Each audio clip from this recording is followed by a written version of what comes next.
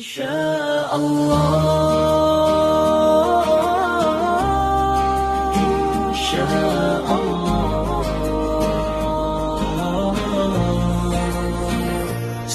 langkah terasa berat dan jalan tampak penuh sekat, ku angkat doa ke hadirat-Mu, memohon cahaya dari-Mu.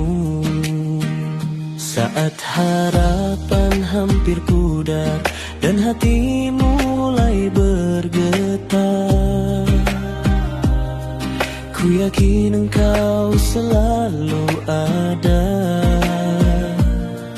menuntun jiwa yang meminta. Tak ada yang mustahil bagimu, bila Kau kehendaki terjadi.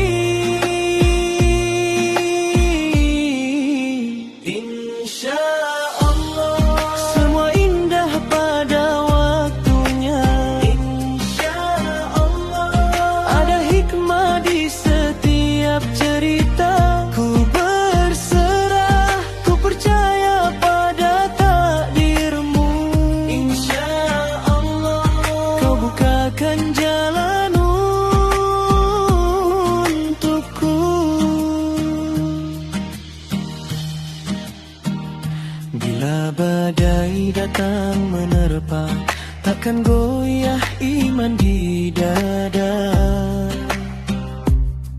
karena janji-Mu begitu nyata bagi hamba yang setia.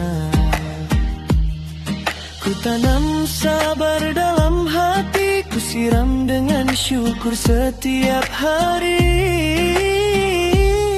Walau belum tampak hasilnya,